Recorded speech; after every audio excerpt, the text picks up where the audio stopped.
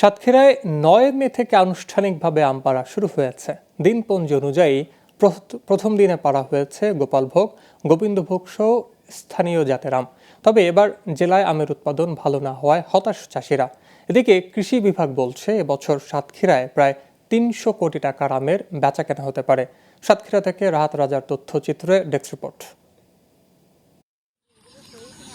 মাটি ও আবহাওয়া অনুকূলে হওয়ায় অন্য জেলার তুলনায় আগেই বাজারজাত করা যায় সাতক্ষীরার আম। জেলা প্রশাসনের দিনপঞ্জি অনুযায়ী গোপালভোগ, গোবিন্দভোগ, মুম্বাই সহ স্থানীয় জাতের আম ভাঙা শুরু হয়েছে ৯ মে থেকে। দেশে বিদেশে ব্যাপক চাহিদা থাকায় সাতক্ষীরায় দিনে দিনে বাড়ছে আম চাষ। গুণগত মান বজায় রাখতে তৎপর থাকেন এখানকার আম চাষিরা। তবে এবারের উৎপাদন নিয়ে হতাশ তারা।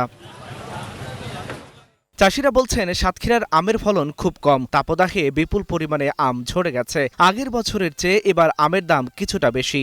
বর্ষার কারণে হিমসাগর মারি হয়ে গেছে।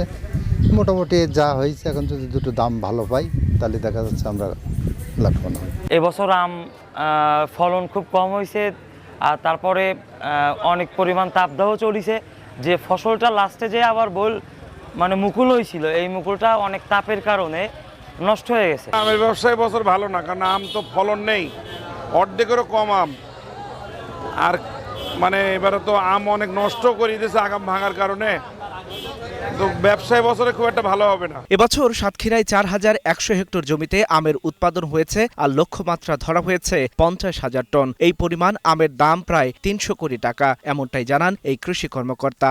সাতক্ষীরা জেলায় ৪,১১৮ হেক্টর জমিতে আমের আবাদ হয়েছে, লক্ষ্যমাত্রা ধরা হয়েছে ৫০,০০০ মেট্রিক টন। এখানে আমাদের এই আমের বিক্রি হবে ২৫০ থেকে ৩০০ কোটি টাকা, এবং এই ব্যবসার সঙ্গে কৃষক থেকে উৎপাদক থেকে শুরু করে প্রায় ৩০ থেকে ৫০,০০০ লোক জড়িত আছে। জেলায় আম চাষ ও কেনাবেচার সাথে প্রায় ৫০,০০০ মানুষ জড়িত। ফলে চলতি মৌসুমে আমের ফলন কম হলেও দাম বেশি বলে কিছুটা হাসি ফুটেছে চাষিদের মুখে। তবে কিছু অসাধু ব্যবসায়ী অপরিপক্ক আম বাজারজাত করছে, এতে সাতক্ষীরার আমের সুনাম নষ্ট হচ্ছে। এ ব্যাপারে প্রশাসনের কঠোর নজরদারির পরামর্শ দেন সংশ্লিষ্টরা। Global television news desk.